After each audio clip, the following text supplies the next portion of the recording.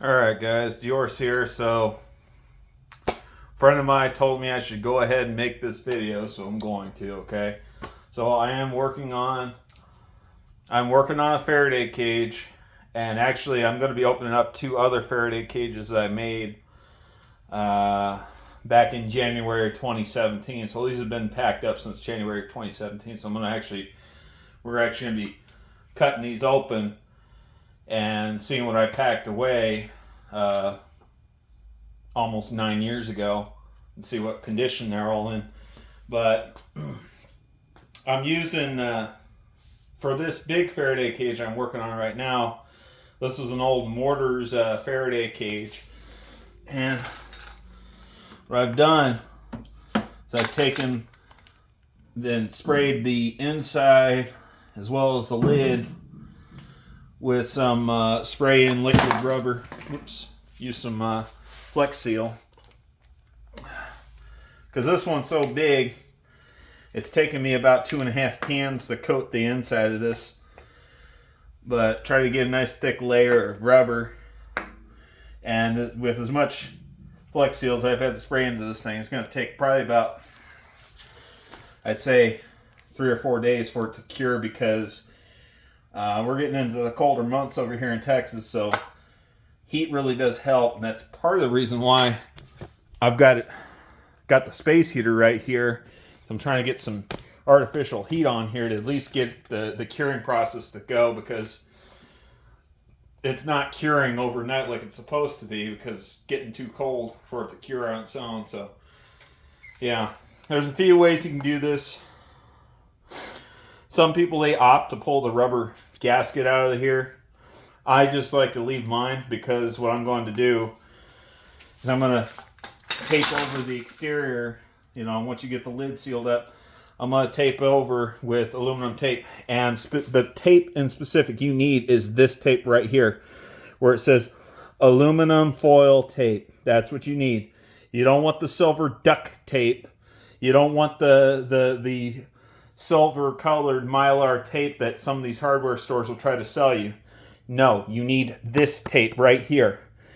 If you have to, pause this, take a screen capture if you're having a hard time finding this, and show them this is the tape that I need. Here, I'll zoom in with that barcode. Come on, barcode. Focus. But that's what you need. Okay, needs to say aluminum foil, because this is actual aluminum tape. But yeah, some people will opt to pack those replace those gasket seals with aluminum foil and pack it with aluminum foil so it'll seal up. So you need to, like I said, in order to make a proper Faraday cage, you need a metal exterior to basically redirect the destructive electrical energy around the device, and then you need that insulating layer that keeps the electricity from making contact with the device that's inside the container that's redirecting the energy. All right, now these are, like I said, these are older Faraday cages. These are ones I made again years ago. I actually put grounds on them. I know a lot of people say you're not supposed to, but these grounding wires, I actually had these bonded to the truck chassis. So, yeah, like I said, I've got to see. Like I said, I had these, I taped these with that Mylar tape, but because I couldn't find the aluminum tape, what I did was I actually I laid pieces of aluminum foil over and, layered it, several layers underneath. I made sure it was metal on metal contact every which way. So yeah, we're gonna see what condition the items are, because like I said, the stuff been bouncing around sitting in the back of the truck, and obviously the seal's been compromised, given that I've got a big ass gash in the material here. These are just 50 cal ammo cans. So to be clear here, 1 can of this is enough to probably do about 2 of these 50 cal ammo cans if you do it right. If not, you're looking at about a can and a half for 2 of these 50 cal ammo cans.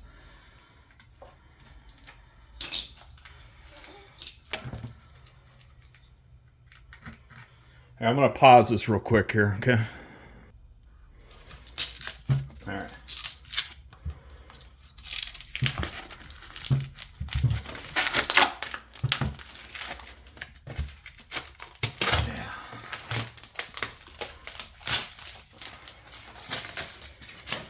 Yeah, I freaking tape these pretty damn good, so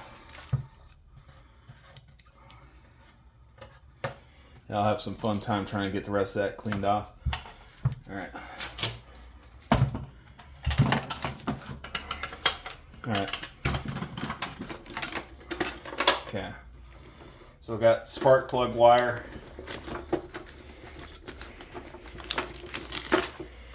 Okay.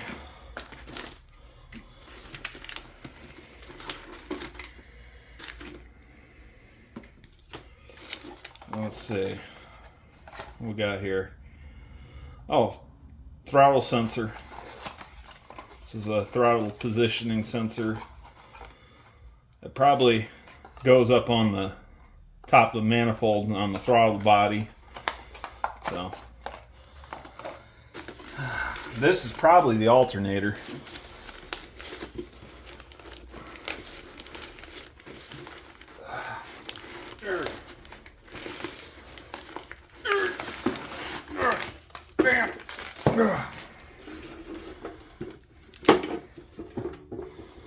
Let's take that off. Yeah, as you can see, I coated the inside of this one with that rubberized stuff. This one probably wasn't Flex Seal. This is probably shoot, that was probably Rust-Oleum, because Rust-Oleum makes I think these are the reason why I saved these are probably the parts number for that alternator, because this alternator was just too damn big to fit in there in its original box, because that's what I try to do is I try to leave a lot of this stuff in its original packaging. So yeah, replacement alternator for the truck.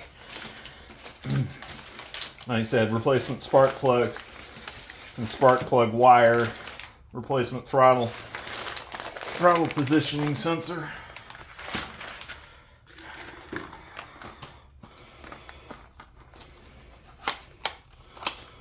Yeah. Just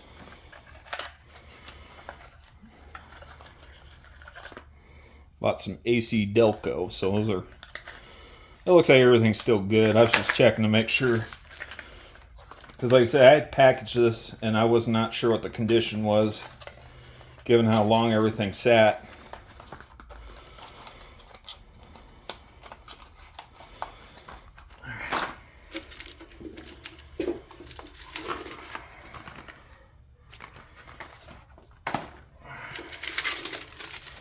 I guess I saved some of the receipts. $129 for some of that. Yeah. Anyhow, I bet you I probably got like a cap and rotor in this one. So I'm pretty surprised. Actually, this yeah, the paint's kind of peeling off and starting to rust on the exterior, but I'm actually surprised this is actually still good. I was thinking that maybe there would have been some abrasion. I would have had to friggin' redo some of that. I might recondition some of that, spray another layer of rubber down. Yeah, that was where the ground was supposed to be. Evidently it yanked itself out, so we're gonna have to redo that. So I'm gonna pause this while I cut all this crap off. Yeah, so like I said, I used aluminum foil, I used painter's tape and some of that Mylar tape to secure it down, but like I said, I made sure it was metal on metal contact everywhere on both of these ammo boxes that I would use as my Faraday cages.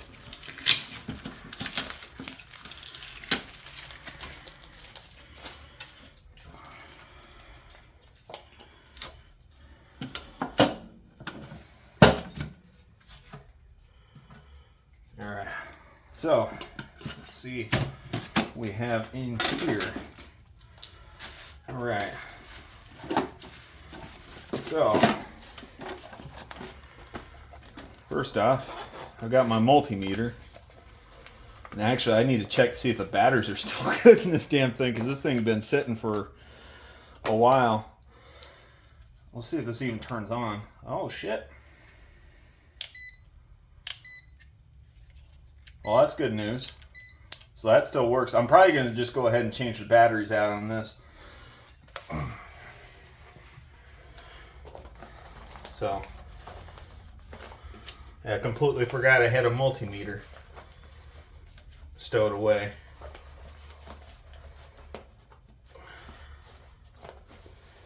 Like I said, these two Faraday cages that I'm unpacking, these are ones that sit in my truck full time. All right. So I've got a cap and rotor. Let's see. There's the cap for the distributor. Here's the rotor. Let's see. Oh yeah, this is the ignition control module. So this would sit.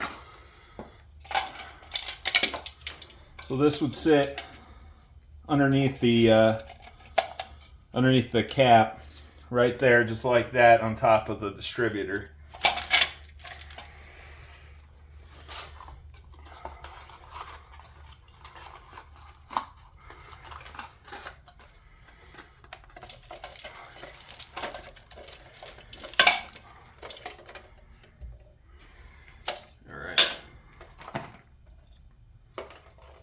Probably why this one's a little bit lighter. So this is my ECM. This is a replacement ECM, engine management control module. This is actually what would sit. You'd have to go behind your glove box inside your Chevy truck. So like I said, this is for GMT400 model Chevrolet and GMC pickups. Like I said, specifically for the 88s, I want to say 88 through, I want to say 1994, maybe 1995. The ECM is going to be behind the glove box. Okay. Now this was one that I pulled from a junked Chevy Silverado at a scrapyard. If I was to buy this brand new, I'd have to get it reprogrammed. And I want to say, try to get one of these brand new. It's like $200 or $300. I think I got that for like $20. And let's see. So this is another ignition module. Looks like engine management. So this, I think, also goes up on top of the throttle, or not on the throttle body, but this would go up on top of the intake manifold on the, if I'm not mistaken, on the right side of the throttle body. Like that would be where a vacuum tube would go. So that's that. And actually, this one's in decent shape too. Let's see. Oh, oxygen sensor. That's right. This goes on your the left side of your. Be on the left exhaust manifold on the driver's side. So left of the engine block. So those are the parts I put in here. Actually, I'm surprised that I was thinking that the rubber was going to be in a lot worse shape than it actually was. Actually, it's in decent shape, to be honest with you. I was thinking that, well, I guess I got a little bit of a scratch right here from some abrasion. So this one I'll probably do a quick little touch-up job. And I might do a touch-up job in the other one, but actually these fared pretty damn good. So my advice, if you're going to make these, like I said, there's multiple ways you can skin a cat, okay? As the saying goes. But my advice, maybe wrap everything up in cardboard, some sort of non-conducting material before you put them in. Just gives a little bit of extra protection just in case, you know, you get a little bit of abrasion that, you know, damages your rubber insulation you put in here. Because if I'm not mistaken, when I actually did this about almost 9 years ago, when I put these together, right after I coated these and, you know, the coating had time to cure, I went in here with a multimeter in different points, testing different points, even with the lid too, to see if it conducted at all. And with this rubber, it does not conduct. There's enough of it that it didn't conduct. So it doesn't conduct on the inside, but it conducts on the exterior like it's supposed to. Because like I said, Faraday cages, you need both. You need your insulating layer, but you also need your metallic exterior that actually conducts electricity. So the electrical current is redirected around the items that you're trying to protect, and the insulating layer is separating your items from that destructive electrical impulse. Yeah. I'm glad you guys stuck around with me this long. I'm Diorce, and I'm out. You guys have yourselves a good one. Bye-bye.